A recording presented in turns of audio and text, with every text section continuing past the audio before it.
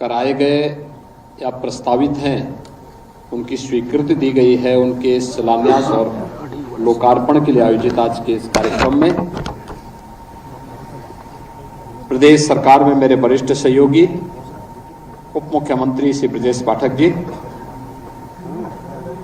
प्रदेश के पर्यटन एवं संस्कृति मंत्री श्री जयवीर सिंह जी,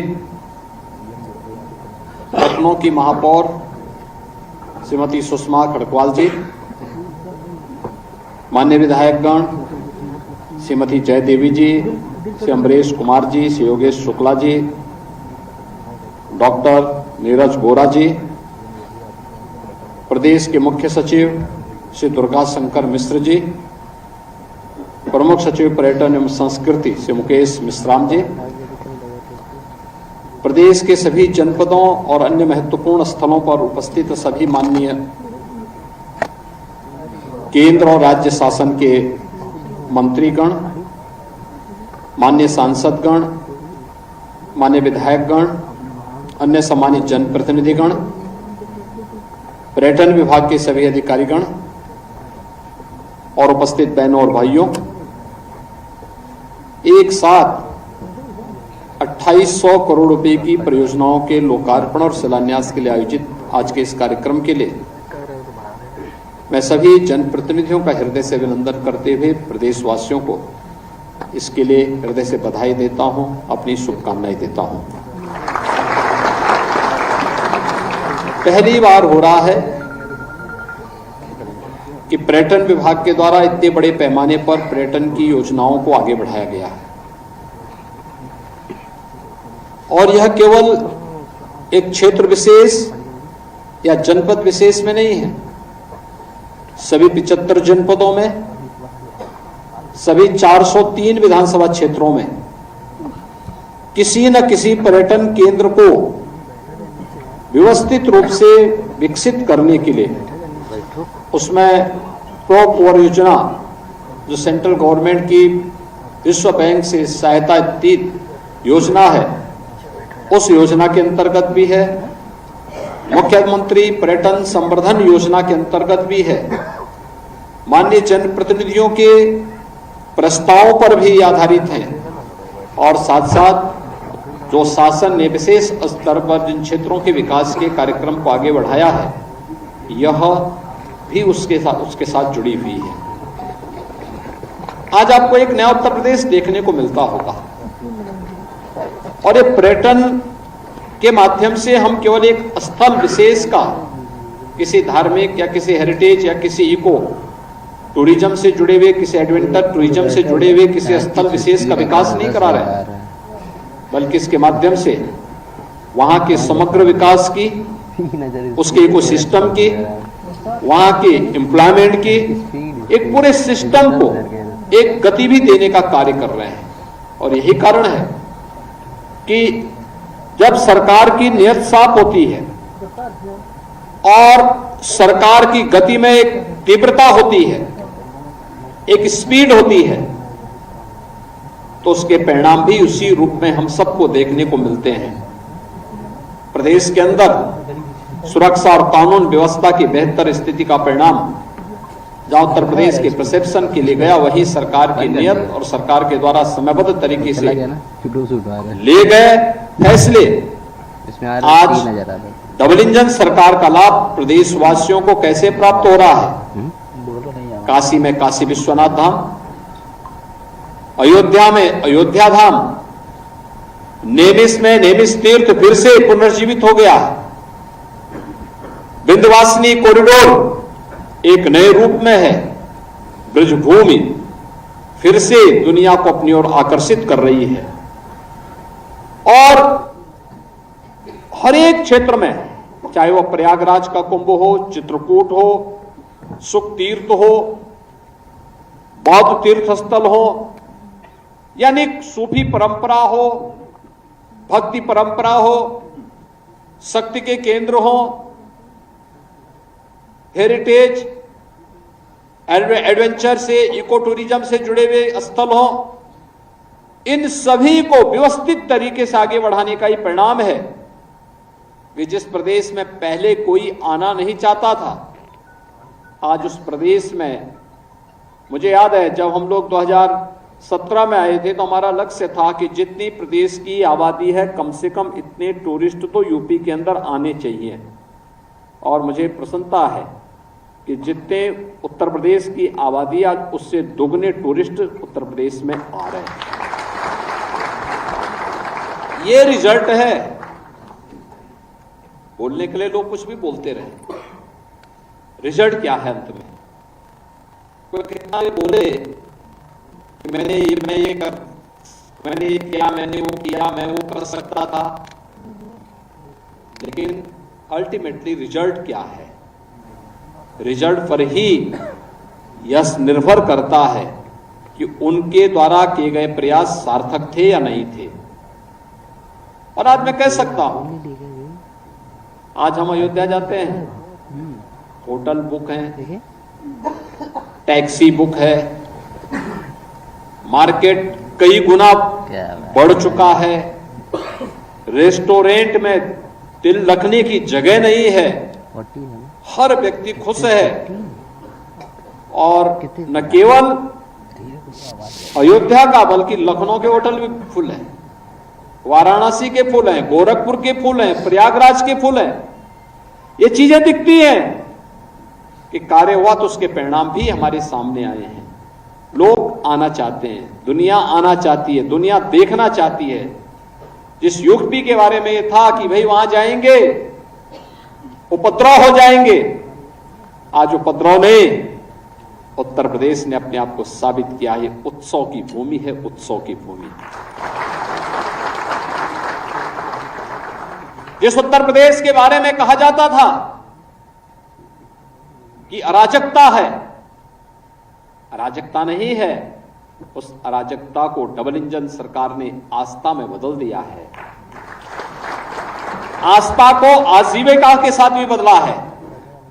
जिस उत्तर प्रदेश को कहा जाता था कि देश के विकास में ब्रेकर है, अब वो ब्रेकर नहीं है। देश के विकास का ब्रेक थ्रू का काम तो देश की इकोनॉमी के लिए कर ही रहा है, लेकिन साथ साथ संस्कृति के साथ साथ समृद्धि का प्रतीक भी बना हुआ है। अब याद करिए, प्रधानमंत्री जी ने अभी ग्राउंड ब्रेकिंग सेरेमनी के अवसर पर इस बात को कहा कि देश के राज्यों को यूपी से सीखना चाहिए। यूपी जो कभी बीमारू राज्य था 7 वर्ष पहले, आज जो बीमारू राज्य नहीं, रेवेन्यू सरप्लस स्टेट है। देश का सबसे ज्यादा निवेश अपने प्रदेश में करा रहा है, और इस निवेश में सर्विस सेक्टर की बड़ी भूमिका है।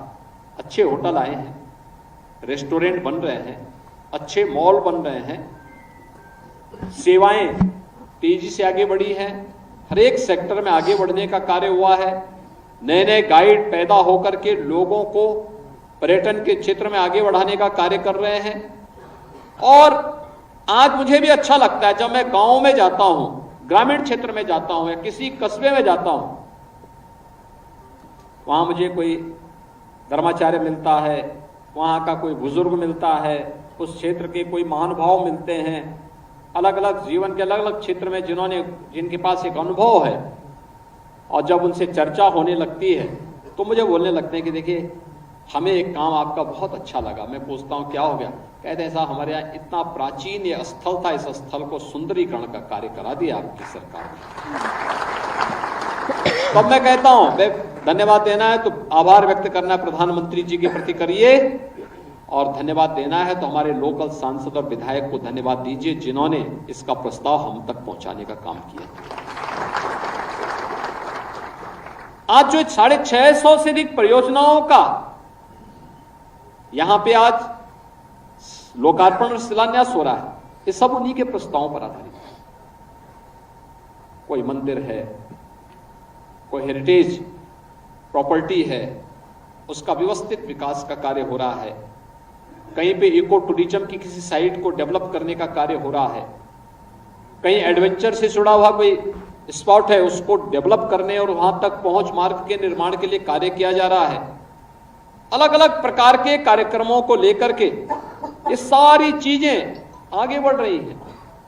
हम जब किसी धार्मिक स्थल को विकास करते हैं या किसी हेरिटेज प्रॉपर्टी को संरक्षित करने का कार्य करते हैं, तो इसके साथ हम अपने अतीत को भी संरक्षित करते हैं।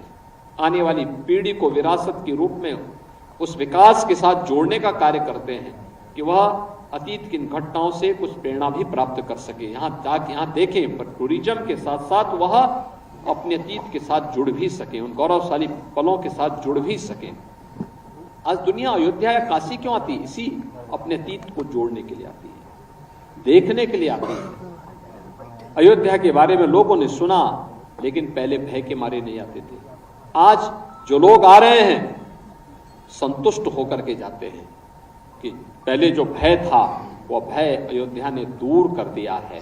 अब हम अयोध्या आ रहे हैं, काशी आते हैं। पहले जो कहा जाता था संकरी गली है, 10 टूरिस्ट और श्रद्धालु भी एक साथ दर्शन नहीं कर सकता। आज वे काशी विश्वनाथ धाम आए। प्रधानमंत्री जी का विजन जमीनी धरातल पर किस प्रभावी ढंग से वहां पे मूर्त रूप लिया है। 50,000 श्रद्धालु भी एक बार आ जाए तो कोई समस्या नहीं है, एक समय में आ जाए। आज आप नेमिस में देख सकते हैं विंध्यवासिनी धाम की क्या स्थिति थी। विंध्यवासिनी धाम में एकदम संकरी गली सी थी। आज जाके देखिए विंध्यवासिनी धाम में लाखों लोग आ जाएंगे तब भी कोई समस्या नहीं। अभी गत नवरात्रि में मैं देख रहा था कितने लोग आए, मैं पूछ रहा था कितने लोग आए, तो लोगों ने मुझे बताया कि यहां पे एक साथ एक दिन में यानी 24 घंटे में 36 लाख लोग अकेले विंध्यवासिनी धाम का दर्शन किए थे। 36 लाख।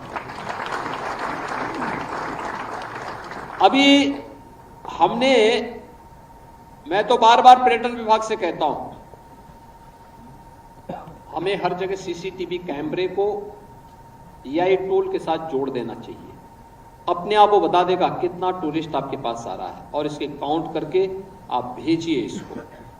इसमें डोमेस्टिक भी है और फॉरेन टूरिस्ट भी है, दोनों प्रकार के आपको देखने को मिलेंगे।